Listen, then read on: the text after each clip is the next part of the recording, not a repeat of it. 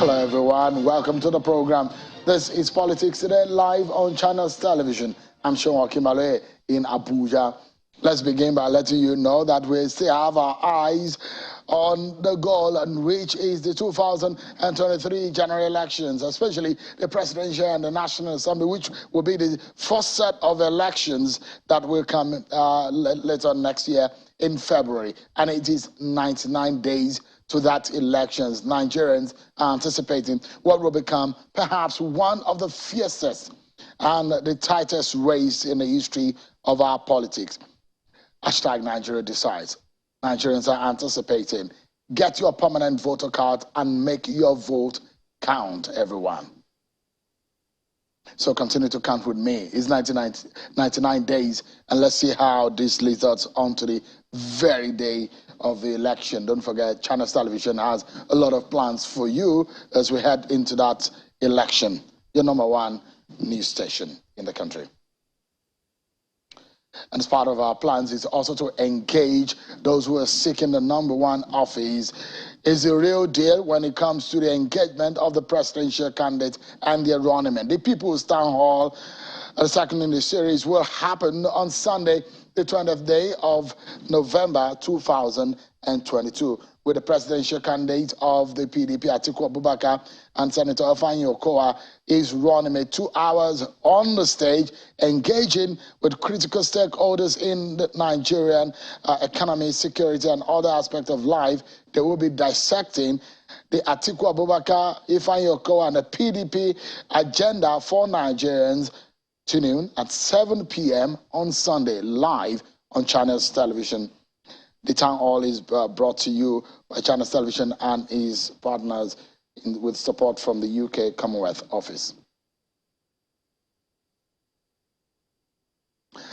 Well, let's check out some of your political roundup stories, and we'll begin our first conversation afterwards.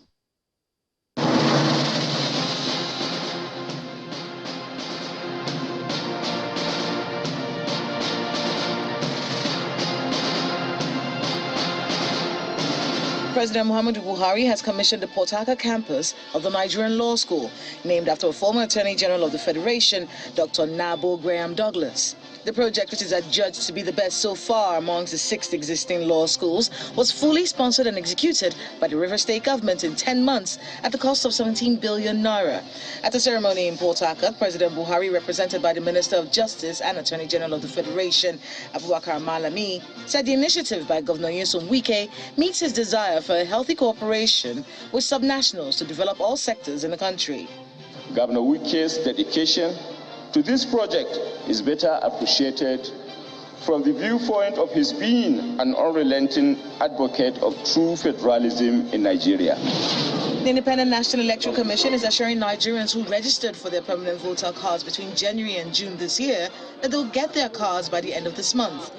Director of Voter Education, Mr. Festus Okoye, stated this at a meeting with news editors in Abuja to discuss INEC's preparedness for the 2023 general elections.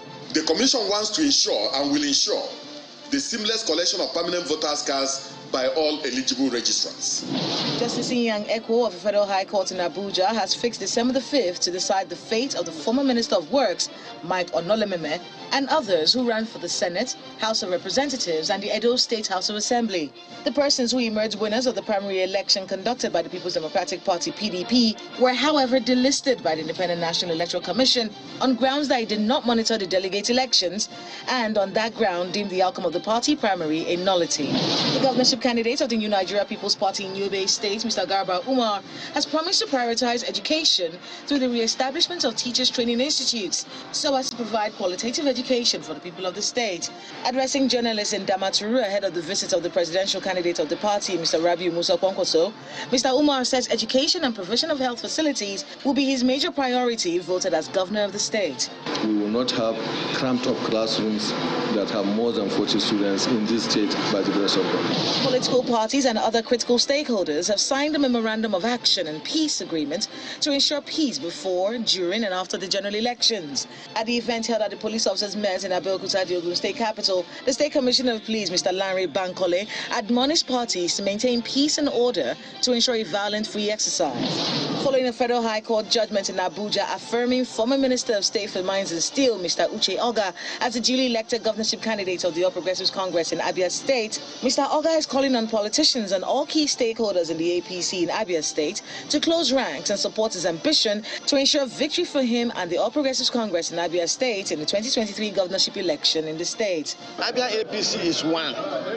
We are going to organize and bring everybody together as one family, and we're going to fight to take over the... The Deputy President of the Senate and governorship candidate of the All Progressives Congress in Delta State is appealing to the Delta voters to vote for the APC in all elective positions during the 2023 general elections. Omo Agege took a swipe at the Okowa-led administration as one that's brought about increased hardship on the people of Delta State. He used the opportunity to present his manifesto, christened The Edge to Build a New Delta, pledging that a vote for Bola Ahmed Tinubu and other candidates of the ruling party is a vote for improved development and prosperity. Our plans to revive the ports in Warri, Koko and Burutu to boost the economic transformation of Delta State will be better enhanced by an APC-led federal government. The Senate Committee on the Federal Capital Territory is unhappy with the pace of work in the ongoing renovation of the National Assembly complex. The chairman of the committee, Senator Smart Adeyemi, who led some of his members, and the executive secretary of the Federal Capital Development Authority, Hadi Ahmad, to the site, said though the quality of work done was impressive, it was doubtful that the contractor will complete the work on schedule. You can see that you know what you are doing, the job is good, but the space at which you are moving is disturbing to me. If this job cannot be completed by under this administration, then there's a problem.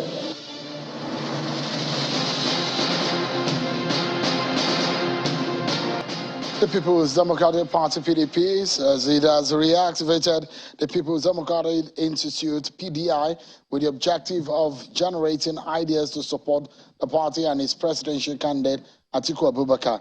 At the commissioning of the structure in Abuja, Mr. Atiku Abubakar commends the leadership of the party for the achievement by promising to provide a permanent site for the institute if elected president. A remarkable thing that we are doing today, because this institute will conduct a number of things, from research to training to capacity building and so on and so forth. So let me commend everybody who was involved in resuscitating this institute. I want to assure you, like we have done in the past, we were not responsible for making sure that this institute was gone underground.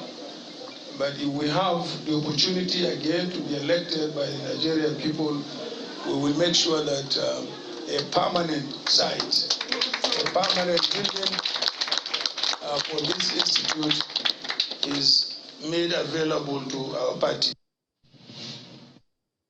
All right, then you heard the presidential candidate of the PDP, Atiku Abubakar. It appears more Nigerians are getting poorer. Well, the figures are not encouraging at all, especially considering the recent report has been released by the Nigerian Bureau, the National Bureau of Statistics, which says 133 million Nigerians are multidimensionally poor. In the latest National Multidimensional Poverty Index report launched yesterday, the NBS says that 63% of Nigerians who are poor due to a lack of access to health, education, living standards, employment, and security. The Multidimensional Poverty Index offers a multivariate form of poverty assessment, identifying deprivations across health, education, living standards, work, and shocks. The Statistician General of the Federation and CEO of the NBS, Mr. Semiu Adeniran, said that this is the first time the Bureau would conduct a standard multidimensional poverty survey in Nigeria. But what does this mean in the light of the federal government's plans to lift 100 million Nigerians out of poverty in 10 years? In 2021, President Buhari inaugurated the National Steering Committee of the National Poverty Reduction with Growth Strategy chaired by the Vice President, Yemi Osinbajo. The plan is to lift 100 million Nigerians out of poverty in 10 years with a well-researched framework for implementation and funding. But the question is, has this really worked at all? The World Bank had made its own projections on what could happen considering the poverty rate in Nigerians, and he projected that in 2022, poor Nigerians figures will hit 95.1 million people. But with the recent research and the report, it does look like things may have gotten even worse. Let's take a look at some of what these reporters said. I'll show you a few of the breakdown of what the report has shown us. It has shown us that out of the over 200 million Nigerians, 63%, that is 133 million Nigerians, are living in multi-dimensional poverty. 63% of Nigerians. Now, the report shows further that the figure of those who are living in poverty in the rural areas are 105.98 million people, with people living in urban areas who are poor multidimensionally are 16.97 million. There is a regional spread to that. It says in the north, there are 65%, which makes 86 million out of the 133 million people who are multidimensionally poor. In the south, 35%, which is 47 million people. Now, the highest and the lowest incidences by state shows that Sokoto State has 96% of incidents of multidimensionally poor people, while Ondo State has the lowest with 27%. Now, the top poorest states in 2022, according to that report, they include Sokoto leading the chart, Bayelsa followed, Gombe, Jigawa, and Plateau, those 5 states. But the least poor states, Ondo State leads the pack, followed by Lagos, Abia, Edo, and Anambra. Let's get a sense of what this means altogether. I'm getting an expert to break this down for us to understand what we are into and perhaps solutions. What can Nigerians do in the light of these very worrying figures? I have joining me from New York virtually, the founder of Budget, Mr. Seun Onigbinde. Thank you so much, Seun, for joining us tonight. Give us a sense of what this multidimensional poverty index report means.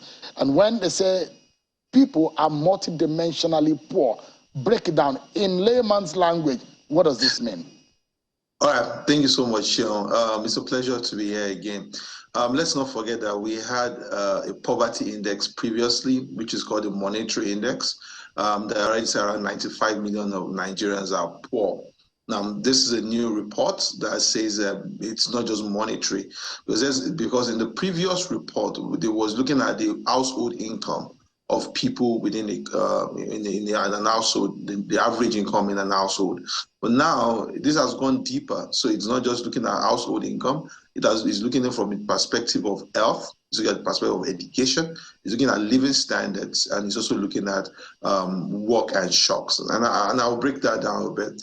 And if we look deeply into the report, you see that the biggest chunk of when you say somebody is multidimensionally poor, is what quality of healthcare should they have and nutrition. Let's start with that. A big chunk of this whole being poor is not about not just having money or the kind of income structure you have. If a child does not have the kind of feeding that he's supposed to have, or does not have access to even afford decent healthcare, then they were able to segment those kind of people as poor. Or education, school attendance. Do the children within the household, do they attend school?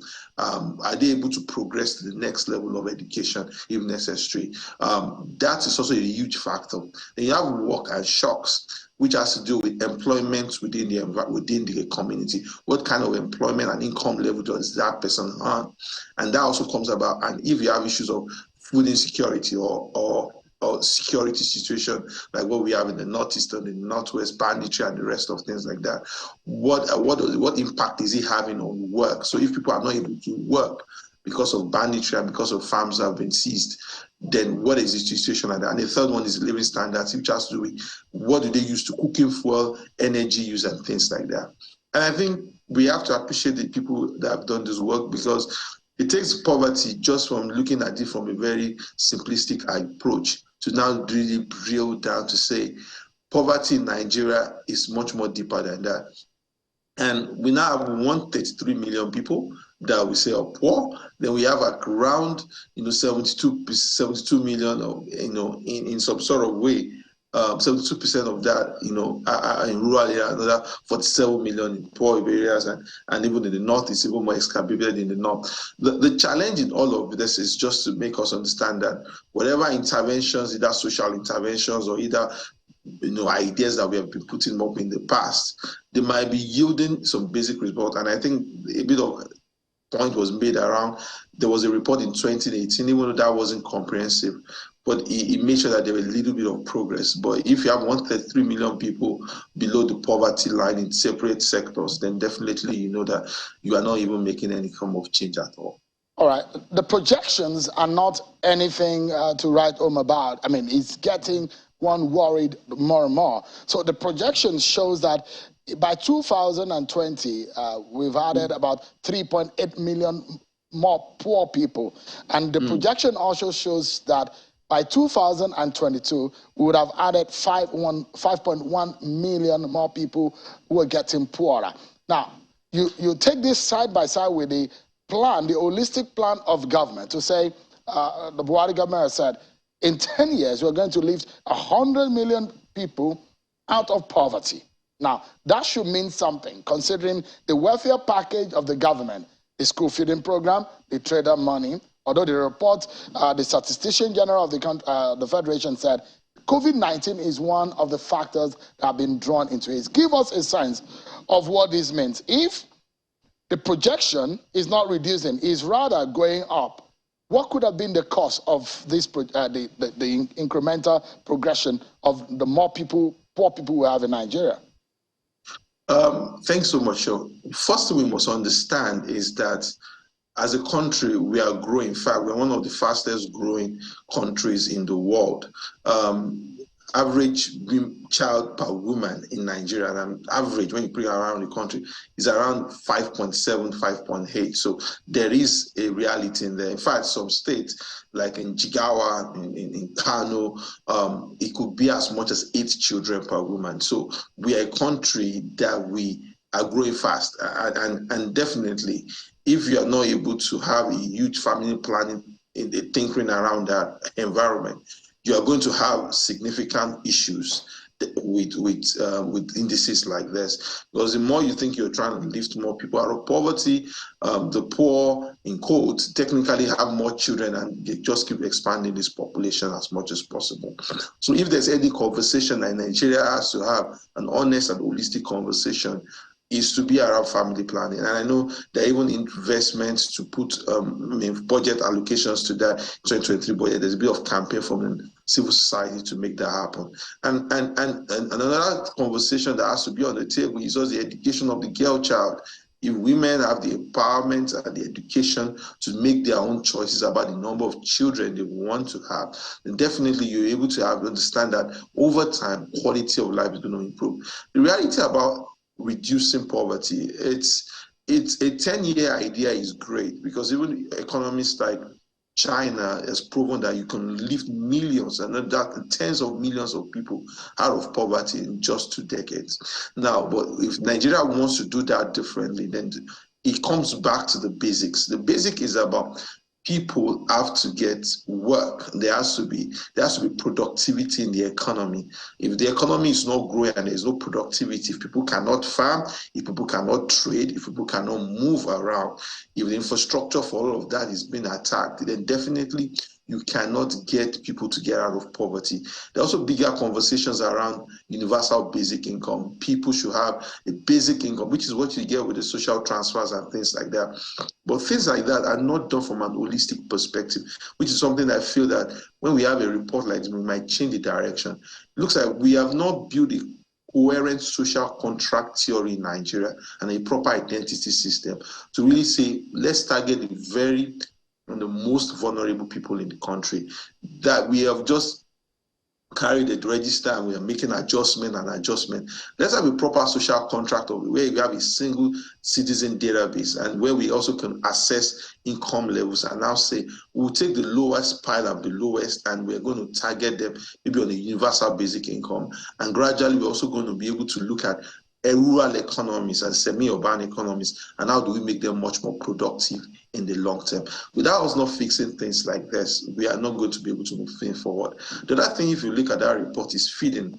The school feeding program is a very important programming, but we understand that that's just a meal out of 3. So if a child does not get even proper feeding at home or does not have an opportunity to get feeding when he gets back home, the dynamics does not change significantly.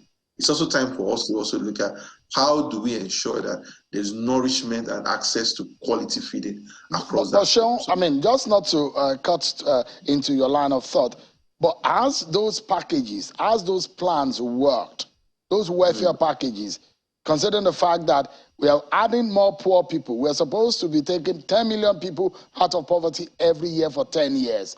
But as all of those trader money, school feeding program, have they worked? There are 2 problems here. One is I've not seen a coherent evaluation assessment of those plans. That's the first problem. And it's a bit shocking. Federal government, I mean, if you look at the 2023 budget, around 350 billion, which is almost the same size of capital investment in roads, is what we are investing in the social investment ministry. And that ministry, or the humanitarian ministry, that ministry did not even exist around 5-6 years ago. So my own big idea is that if you're pouring 350 billion in a program, or even up to 500 billion in some instances, by the time you put the recurrent side to it, what is the impact you are getting from that? We are not even assessing that program as we should assess that program. And it's just typical of Nigeria. Spend the money and spend the money. Nobody's giving rigor, to is the impact of the money. Is it happening as it should happen? The second thing you have is that is not the ticket out of poverty. Some of the social investment programming, without us not combining that with rising rate of unemployment or underemployment, most of those things are hard up. They would not work. The fundamental way of getting people out of poverty is to give them dignity by making sure that there's productivity in the economy and people have jobs. Without us not being able to tackle that from a basic standpoint, whatever we are doing are hard up and would not even change the matrix significantly. So let's get it straight. The stark reality now is that we're supposed to take 10 million people out of poverty every year, but we are adding more. That is the stark reality, isn't it? Yeah, it's a stark reality, and it will not. It's something that it will keep getting more people to be in poverty, and let's not even lie to ourselves. Whatever the government is spending on now is still not significantly enough. But that's less than $1 billion annually or something around that. The stark reality is that the 100 million plan, without a significant economic growth leap. China, if we look at China, say China took people out of poverty. China was growing 8% plus consistently for over 15 years. So if you want to take people out of poverty, you first engineer growth. Engineer growth in a structured way that provides employment. If we can engineer growth, whatever funding we are doing to social protection and social investment schemes will never be enough. And I think it's a big lesson that the government has to get out of this. How do we invest in small SMEs? How do we strengthen rural economies? How do we strengthen semi-urban economies? How do we put pipelines, gas pipelines around everywhere so that we can reindustrialize this country? The port system, the road system, the rail system, if we have capacity. But Sheon, does the government have any excuse? Tonight, if you are to put your finger on what the government is doing wrong in not getting it right, what would that be? I would say a mix of things. And if you start first, is about you need to build a solid human capacity infrastructure. And I'll put that as human capital infrastructure, which is health and education. Those things have significant or outsized impact on tackling poverty. So if you have children being at home for 8 months, then you're not serious. if there's no national emergency on the situation of primary healthcare systems or primary education system, there you are not serious. You know, if you follow tracker on Body's project tracking tool, you will see every single day there's always a tweet of a school system that is broken, of an healthcare platform system that is broken. Now, if you don't fix those fundamental frames, you cannot even say you are trying to take out poverty, because education and health, they might sound like simplistic in the early stages, and maybe the impact is not felt immediately, but over time, it compounds in how you're able to take people out of poverty. The next thing you need to do is jobs. How do you engineer jobs in an economy? And we know that agriculture is a huge stay as an economy. So an agriculture that is even productive is not subsistence agriculture. And how do you build agriculture at the scale? Close to 2/3 of the arable land in Nigeria is still not farmed. How do you get agriculture at that scale to engineer productivity and change the dynamics when it comes to... And I would love to jump in again. And you will see government making reference to this figure that I'm about to quote now. And that is the India situation. In 10 years, India was reported to have taken 271 million people out of poverty. Now, we are going into an election year where different political parties have different plans. Nigerians want to know and want to be discerning. They are discerning to know who is lying to them, which political party has their interest. But I mean, educate us tonight, Sean, because you're an expert in this area and data is your friend. You crunch it with so much ease. How do we believe anyone who comes forward to say he wants to take people out of poverty? How do we discern that the person is serious? What kind of statement should we be expecting? Not just, I'm going to take so-so amount of people out of poverty, but anybody who wants to be the Nigeria's next president. How does the average Nigerian know that this person is serious about tackling poverty? What are you expecting that we should be hearing?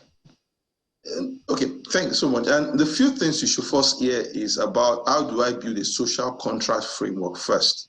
How do I ensure that every single Nigerian is registered on the platform as a unique identity so that I'm able to properly determine who's poor, who is not poor, who has a kind of income level that we have to have. So any economic plan or every manifesto that you don't see a huge concern, a huge element of building a single user in citizen database, then definitely you know that whatever we are doing will always not be enough. The second thing is they are interrogating their plan on primary and health and primary education systems. Those elements have to be really, really well defined. And I know that this is at the federal level, but we all know how federal government has an overbearing element on most of these things. There has to be an integrated way of investing heavily on primary healthcare system, on primary education systems, and understanding that how do learning outcomes or health outcomes in that environment transform effectively. The third thing you have to see is the SME framework. Now, without us not being able to put funding or capital in the hands of small businesses or being able to strengthen entrepreneurship at any local or at even urban level, we cannot say we are trying to fight poverty. So if anybody doesn't have a significant target on SME development or SME investment, you can't say, oh yes, we are going to tackle poverty. The last thing is on social protection. I'm always also of the belief that no matter how much we try to change all of these things, there will be a segment of the economy that's heavily vulnerable and that are susceptible to shocks. All right. For example, the flooding that we have recently is going to exacerbate the numbers because significant people lost their holdings and it's going to be difficult for them to come back. So how do you also invest in social protection? John, we're out of time, but just in a few seconds, as your parting words tonight, if you look at the states with the highest incidence of multidimensional poverty, you see Sokoto, Bayelsa, Gombe, Jigawa, and Plateau. And if you see the states with the least, who are targeted as the people, state with the least poor people, Ondo leads the chart, Lagos, Abia, Edo, and Anambra. What is one characteristic that you have identified in the states that are not doing so well in this report that you think dramatically, if they watch, can change things around the states? I'm always shocked with Bayelsa. And even if you look at Body State of States report, Bayelsa always takes a very, very disturbing position. And when you now look at poverty, this is a country, this is a state with less than 5 million people. This is a state. So when you now get, and with the humongous revenues that state received, there's a problem to say there's a string of poor leadership across, and this is not something that you say about now. That's compounded over time.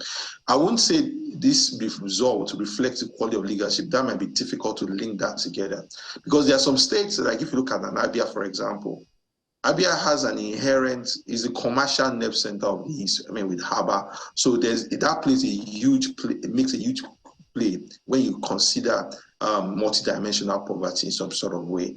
And so some states have some inherent advantages over time.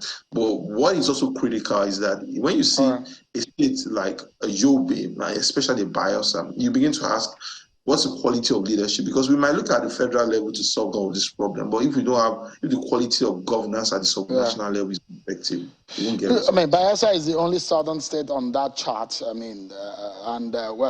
The variation is that 65% of the spread is in the north, 35% is in the south. Well, Sean, thank you so much indeed.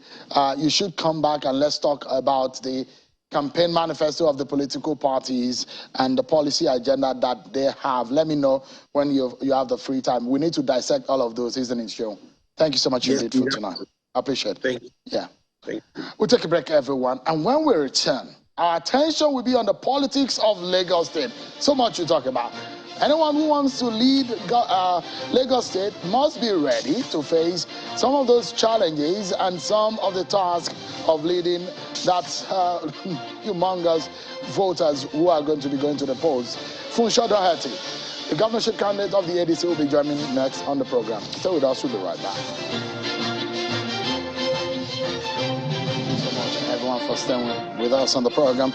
Lagos State is Nigeria's with the highest voting population, and people will be going into the 2023 election with a mindset that this big metropolitan state will be looking forward to people electing a leader that will reflect their vote and also meet the yearnings and the demands of governance.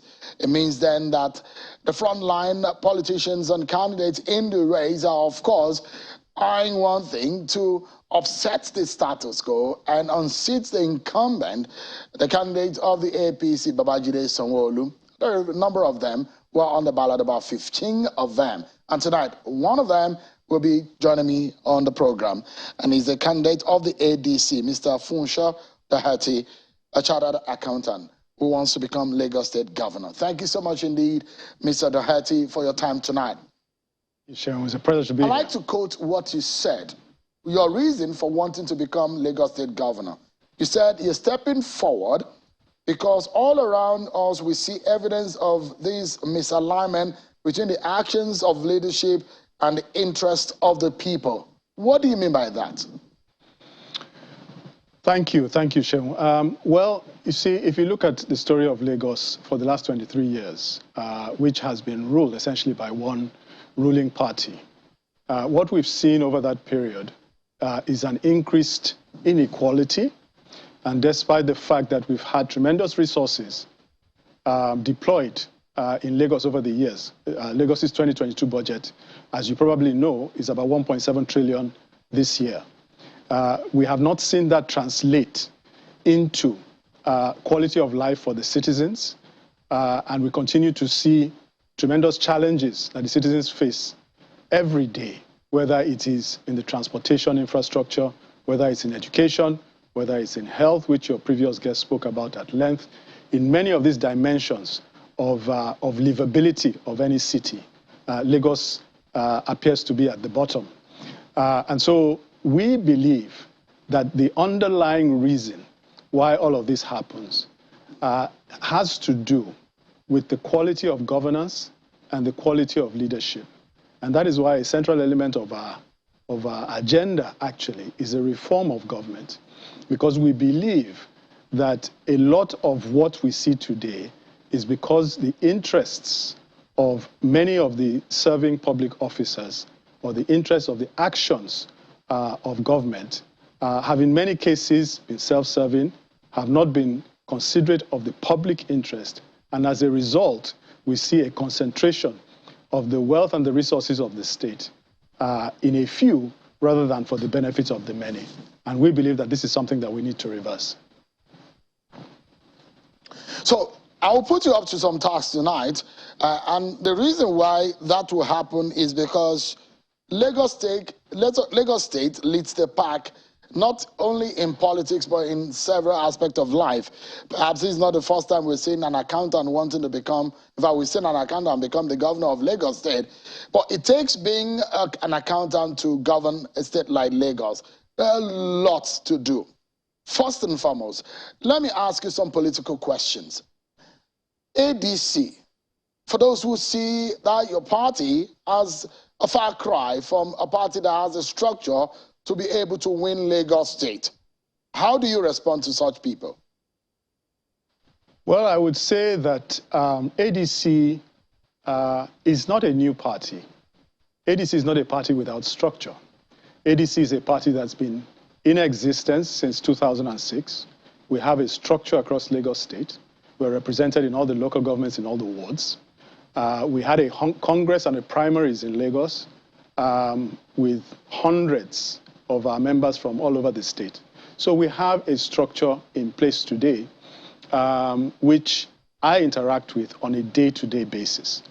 I think also embedded in this question is a question that I often get, which is, how do you intend to tackle the dominance of APC? And my response to that is that in the last election, and you probably know this as someone who has a very keen eye on the political space, in the last election, the current incumbent government was elected with only 700,000 votes. In a Lagos with a population of 25 million odd people, in a state with registered voters probably numbering around 7 million, we had the ruling party coming to power on 700,000 votes. 15% participation rate, the lowest actually nationwide. As you know, the national average is about 30%. So clearly, the majority have not voted in favor of the ruling party.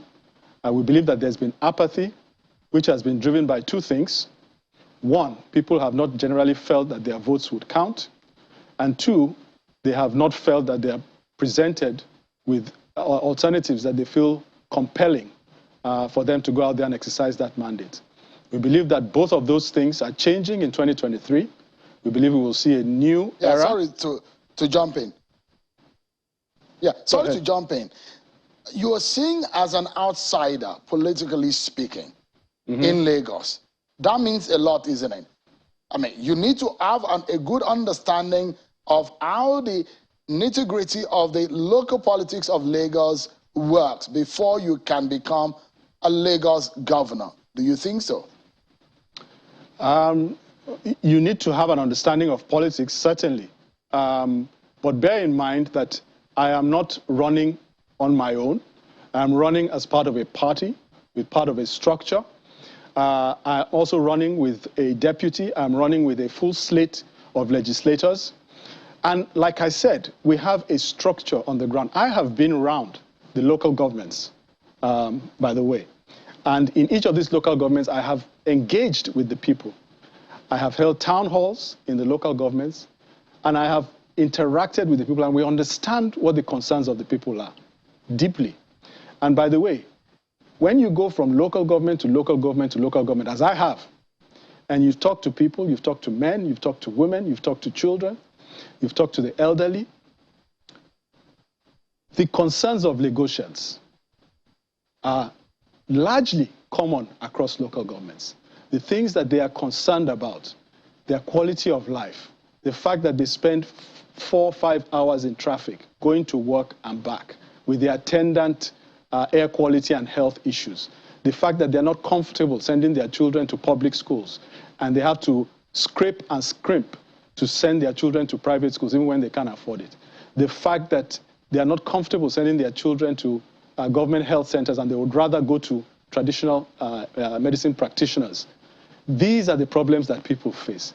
The problem of touts and agberos. I hear this constantly.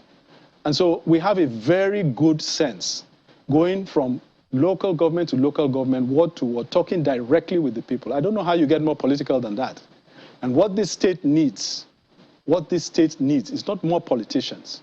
What this state needs is leadership. So, and I'd like to ask you, do you think that the incumbent governor is doing a good job? That you want his job? Or you think that, you can do better? Or, well, you just want to be a governor? Or what lies on the spine of your agenda or your wanting to become Lagos governor? And I'd like to look at what has come out of a popularity survey of the present state of affairs. You have not come in the scheme of things. The last NOI poll released on the governorship election in 5 states shows that Jide Sanwo-Olu of the APC had a 30% margin advantage over the others. He came first in that poll. Do you think you can beat a Babajide Sanwo-Olu at the polls? I absolutely do. And by the way, that is what you would expect of a poll like that at a time in which it was conducted. I don't know the specifics of the poll and what was asked, but if you have an incumbent governor who has been in place for 4 years, that is what you would expect from such a poll. But I would argue that it's very premature to draw any conclusions from that. You'll probably find there's a large proportion of that poll that is undecided, and so the race is wide open. As you know, people have been very focused on the presidential election. I don't need to tell you this.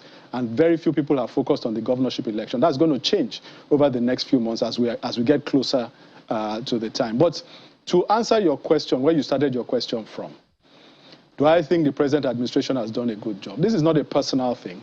And by the way, this is not about a fundamental desire to be a governor. As you know, I have been in the private sector. I have a 30-year successful career in the private sector. And so I'm not coming here to find success. But one of the things that I feel, and many Lagosians feel, is that the quality of life, the reason why people's lives are the way they are, is because we have had a failure of leadership. Now, Governor Sanwo-Olu stands on a platform, and that is the platform that has governed Lagos for 23 years. And we're saying, what is the outcome? What is the outcome of 23 years? Almost a generation. Because a generation is generally defined as 30 years. What is the outcome of a generation of leadership by this ruling party? I'll give you one statistic. So, but you will, Mr. Doherty, you will be telling the voters one thing, that do not vote this and do not vote that. For example, you might be telling them, do not vote Babajide Sanwo-Olu, vote me, I am better than him. And so I've asked you, put the past behind and let's focus on those who are on the table. Do you think you can do better? Do you think Jide Sanwo-Olu, for example, the incumbent, that the rest of the 14 on the ballot will be seeking his job? Do you think he has done a good job in the last 3 of almost 4 years? I look at the statistics, okay? I look at the outcome, I look at the measures, right? We just got a report released by the Economist magazine, which measures livability of cities across the globe. Out of 172 cities that were ranked, Lagos was ranked 171. One from the bottom. This is objective data. It's not Funso Doherty's data. It is not Seun Okumbaloyo's data. It is the Economist magazine. So I think we don't need to personalize it. This is not a personal contest against anybody. I think it is very clear. And beyond data, Lagosians feel it and experience it daily. This is not an academic exercise. I have sat across from a mother with a baby in her arms in a town hall, and people tell us the same thing. And you can go across Lagos and get this. So let's leave the propaganda of Lagos is working, and let's look at the data. And the data tells us that for a generation of leadership, we have not covered the ground that we ought to. Lagos is far more endowed than any state in Nigeria. We have more revenue. Mr. Doherty, if you are telling for you now, you probably will have your own strategy well, very close to your chest. But the question is that out of the different demographies in Lagos and the voting population, who are those that you think that you can go to bed and closing your eyes and they will vote for you? Well, I don't approach it that way. I don't go to bed thinking that anybody, we need to make our case to everybody. And we need to let everybody know what we bring and why we believe we can take Lagos forward in the next But which of the cycle. demographics does your message resonate with? Which of the demographics does your message we resonate believe with? our message. You have not been. You're an outsider. You've not been in politics. You're a private sector person. Where do you think is your niche? We're not approaching a niche. Our message is attractive to anybody who is not part of the core a small group of people who have benefited disproportionately from the past decades. And we think our message is a broad-based message. People want a society that is prosperous. They want a society that is inclusive. They want a society where they can basically fulfill their aspirations. And for that to happen, you need a government that is acting in the interest of the people, that is not acting in a self-serving way, that devolves the resources of the state in a way that is inclusive, and that builds prosperity. We have something we call the Tiger Agenda, which essentially is our agenda for Lagos. T is for tax reform for equity, prosperity, and growth. I is for infrastructure to support a modern mega city. G is for government reform, which I've talked about. E is for education and health systems that people trust. And R is for rule of law and public order. And there are a whole range of measures in each of these areas, which I can go into at length. But we believe that this agenda will deliver a Lagos that is inclusive, that is growing, and that creates jobs, and that creates a quality of life, dignity, and respect for the citizens, and will lay a foundation for a Lagos in the first world. Let's bring this message home now, and let me ask you, top of your agenda is to reform the public sector. You have welfare as one of your agendas, as you stated.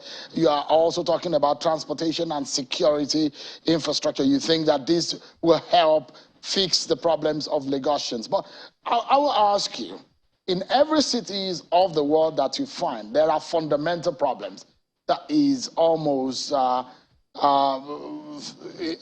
the center of every activity of the lives of the people.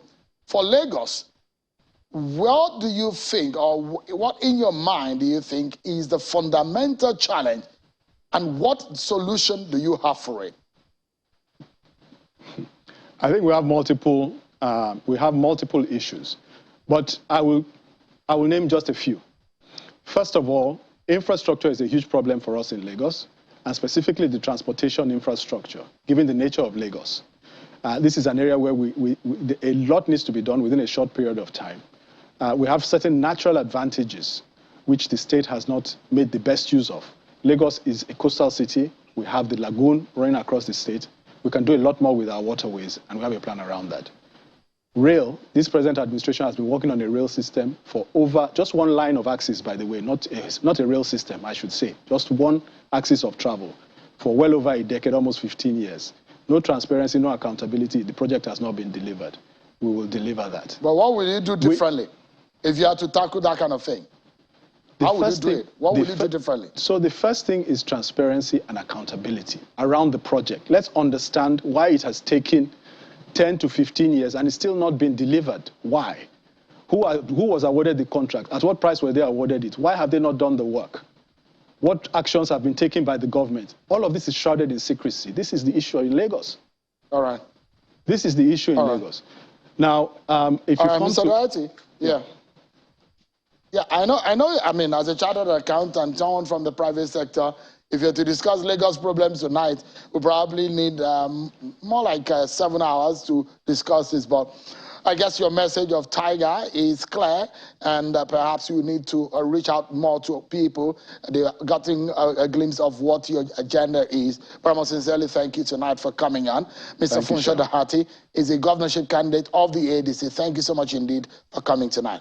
Thank you, Shehu. It's a pleasure. Don't forget, everyone, on Sunday, 7 p.m., right here on Channels Television, the presidential candidate of the PDP and his running mate, Mr. Atiku Abubakar, will be engaging Nigerians across the different sectors, and they will be talking about the agenda and the People's Town Hall, a town hall of a different texture and color. Don't miss it, everyone. That's our show for today. Thanks for watching. I'm Sean Okimale. God bless Nigeria.